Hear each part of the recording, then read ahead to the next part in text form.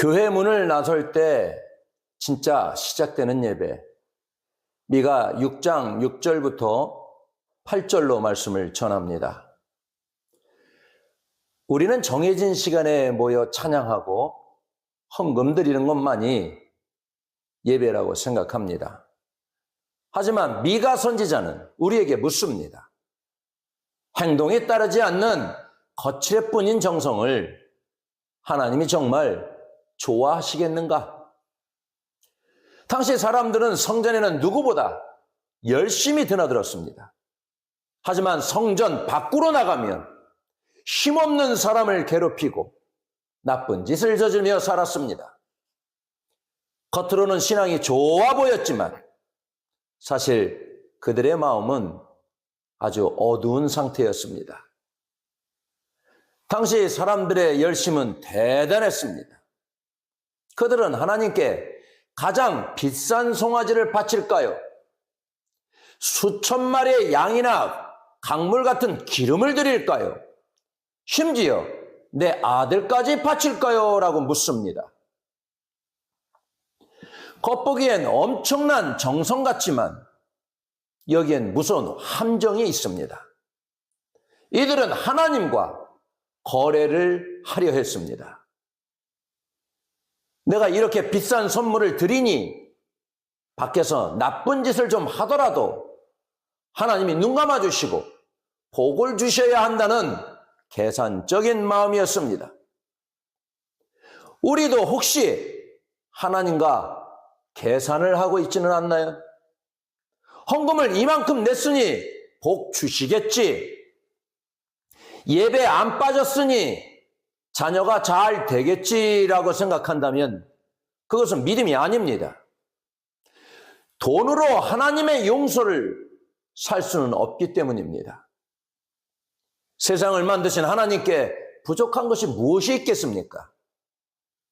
하나님은 우리가 가져온 선물이나 예물보다 예배를 드리고 난 뒤에 내 행동을 더 중요하게 보십니다. 수천 마리의 재물보다 귀한 것은 손해를 보더라도 일터에서 정직을 선택하는 한 사람의 용기입니다. 하나님은 화려한 종교 행사보다 보이지 않는 곳에서의 바른 삶을 훨씬 더 기뻐하십니다. 하나님이 우리에게 가르쳐 주신 예배는 첫째로 정의를 행하는 것입니다. 하나님이 원하시는 정의는 거창한 것이 아닙니다. 내가 손해를 보더라도 정직을 선택하고 나보다 약한 사람을 배려하는 것이 바로 진짜 정의입니다. 교회 안에서는 거룩해 보이지만 세상 밖으로 나가는 순간 욕심에 눈이 멀어 산다면 그것은 하나님을 속이는 일입니다. 평일의 잘못을 주일 예배 한 번으로 퉁치려 해서는 안 되는 것입니다. 예배의 진짜 목적은 단순히 마음의 위로를 받는 것이 아니라 나의 삶이 실제로 변하는 것에 있습니다. 누가 정말 믿음이 좋은 사람일까요? 말을 잘하거나 직분이 높은 사람이 아니라 집과 일터에서 믿음직한 사람입니다. 내 삶을 보고 주변 사람들이 나도 교회에 가고 싶다는 마음이 들게 하는 것, 그것이 하나님이 기뻐하시는 진짜 예배입니다. 하나님이 원하시는 정의는 무엇일까요? 내 자식이라서 혹은 친척이라서 슬쩍 눈 감아주는 것이 아니라 누구에게나 공평한 것입니다. 내가 서 있는 곳에서 거짓이 사라지고 약한 사람이 보호받을 때 정의는 살아납니다. 우리가 세상의 빛과 소금이라는 것은 매일의 발걸음마다 하나님의 바른 기준을 실천하며 살아야 한다는 뜻입니다. 하나님이 우리에게 가르쳐 주신 예배 둘째는 인자를 사랑하는 삶입니다. 우리는 하나님의 무조건적인 사랑을 거저받은 사람들입니다. 마치 태양의 빛을 받아 밤하늘을 비추는 달처럼 우리도 우리에게 임한 하나님의 사랑을 이웃에게 반사하며 나누어야 합니다. 단순히 누군가를 불쌍히 여기는 마음을 넘어서 하나님의 따뜻한 사랑을 직접 베풀며 함께 기뻐하는 단계까지 나아가는 것이 진짜 믿음입니다. 진짜 사랑은 나에게 잘해주는 사람만 챙기는 것이 아닙니다. 사랑받을 자격이 없어 보이는 사람에게도 먼저 손을 내미는 용기입니다. 가진 사람이 없는 사람을 생각하고 강한 사람이 약한 사람을 배려하며 어른이 아이를 품어주는 따뜻한 공동체의 모습이 바로 하나님이 원하시는 예배의 완성입니다. 요즘 우리 사회는 내 가족, 내 이익만 챙기느라 주변 사람들에게 무관심하고 차가울 때가 많습니다. 하지만 하나님은 분명히 말씀하십니다. 남을 무시하고 무례하게 행동하면서 드리는 찬양은 아무리 노래가 유창해도 하나님께 닿지 않습니다. 우리 마음속에 용서와 긍휼함이 살아있을 때 우리의 예배는 비로소 하나님이 기뻐하시는 향기로운 선물이 됩니다. 사랑은 입으로만 외치는 구호가 아니라 실천입니다. 세상에서 누군가의 눈물을 닦아줄 때 그 손길은 성가대의 합창보다 더 아름다운 노래가 되어 하나님께 전달됩니다. 어려운 이웃을 돕는 것은 하나님께 구워드리는 것과 같다는 말씀처럼 여러분이 베푸는 작은 친절과 용서가 예배의 가장 소중한 재료입니다. 하나님께 예의를 다하듯 사람 사이의 도리도 다하셔야 합니다. 그렇게 사랑을 실천하며 사는 사람은 모든 일에서 감사의 이유를 찾아내는 기쁨을 누리게 될 것입니다. 하나님이 우리에게 가르쳐 주신 예배 셋째는 겸손하게 하나님과 함께 걷는 삶입니다. 앞에서 말한 정의와 사랑을 실천하게 만드는 힘은 바로 겸손에서 나옵니다. 겸손은 단순히 고개를 숙이는 예의가 아닙니다. 나는 하나님 없이는 한순간도 살 수 없습니다 라고 고백하며 내 인생의 주도권을 하나님께 완전히 맡기는 태도입니다. 사람은 내 힘으로 모든 것을 할 수 있다고 믿을 때 교만해집니다. 과거의 성공이 내 실력이라고 착각하는 순간 신앙도 삶도 무너지기 시작합니다. 나를 비우고 하나님의 뜻에 민감하게 반응하는 것이 진짜 겸손입니다.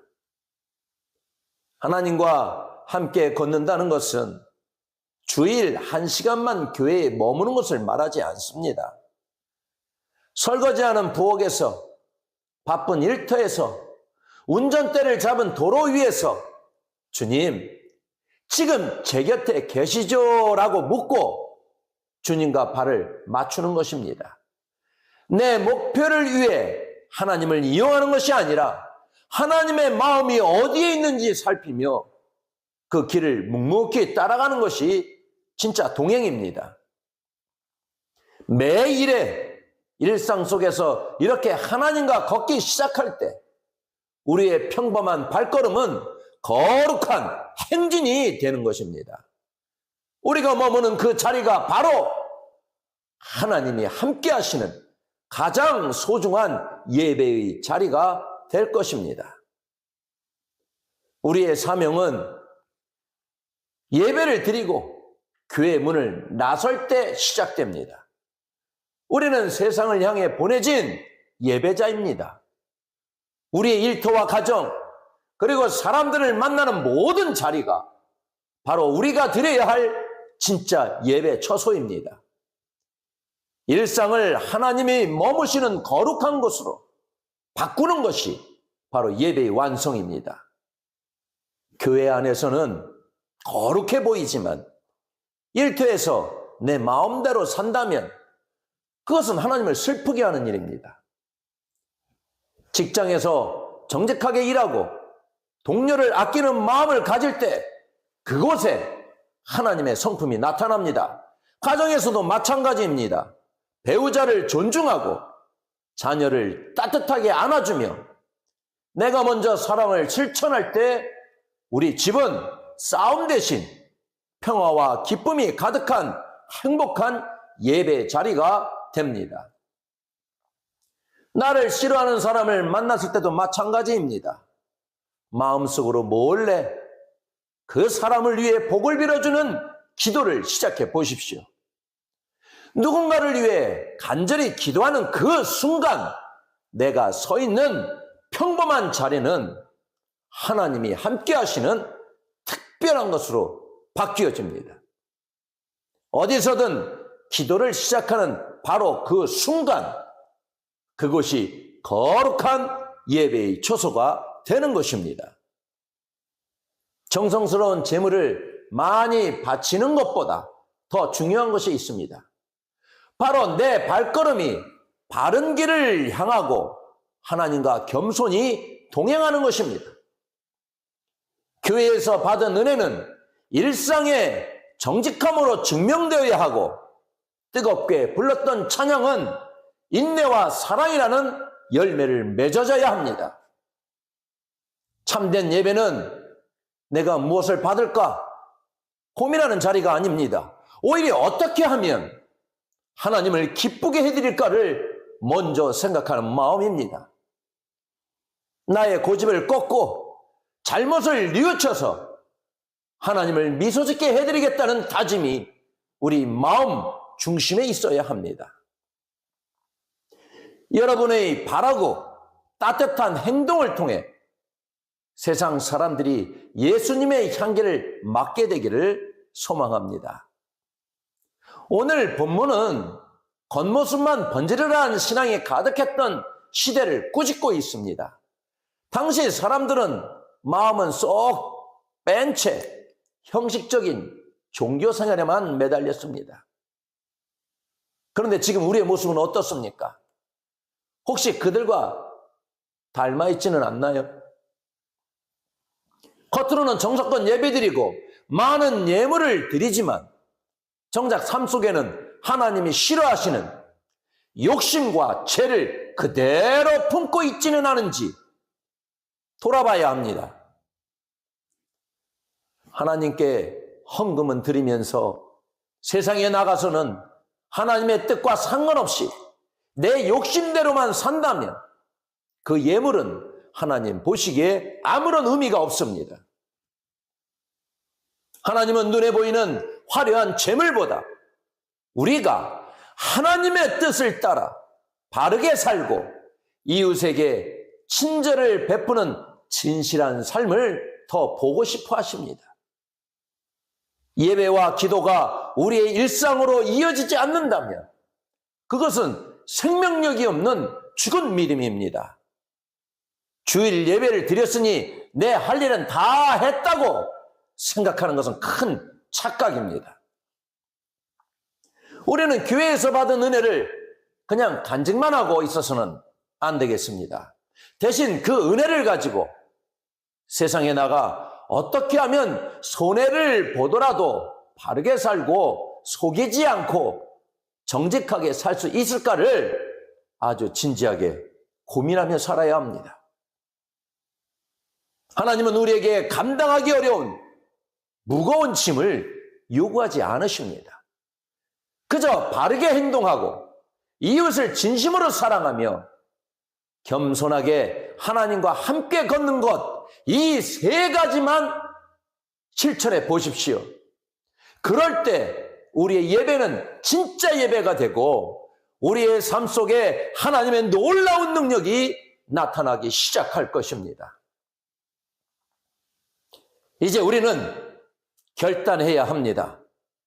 교회 안에서의 모습과 세상 밖에서의 모습이 서로 다른 삶을 이제는 끝내셔야 합니다.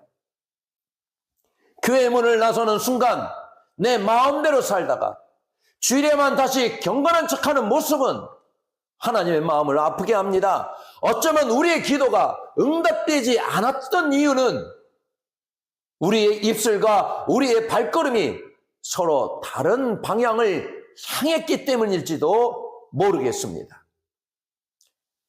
참된 예배는 하나님께 무언가를 받아내려는 마음을 버리는 것에서 시작됩니다. 무엇을 받을까를 계산하기 전에 나의 어떤 삶을 드릴까를 고민하십시오. 하나님은 값비싼 선물이나 화려한 재물을 원하지 않으십니다. 내 고집과 교만을 꺾고 정의롭게 사는 삶, 불안함을 종교적 형식으로 달래는 대신 이웃을 뜨겁게 사랑하는 실천을 더 원하십니다. 우리가 일상에서 바르게 행동하고 사랑을 나누며 겸손히 하나님과 함께 걸을 때 여러분의 삶 자체가 하나님이 기뻐하시는 최고의 예배가 되는 것입니다. 화려한 조명이나 웅장한 음악이 없어도 괜찮습니다. 여러분의 소박한 일상 속에서 하나님의 뜻이 이루어진다면 그 순간이 바로 세상에서 가장 위대한 예배가 됩니다. 교회에서의 예배와 세상에서의 일상을 하나로 합칩시다. 그것이 바로 하나님이 우리에게 가르쳐 주신 선한 삶입니다. 오늘 예배를 마치고 나가는 여러분의 뒷모습이 하나님 보시기에 참 아름답기를 축복합니다. 이제 예배 끝났다는 생각 대신 진짜 예배가 시작되었다는 마음으로 자신 있게 세상으로 나아가십시오.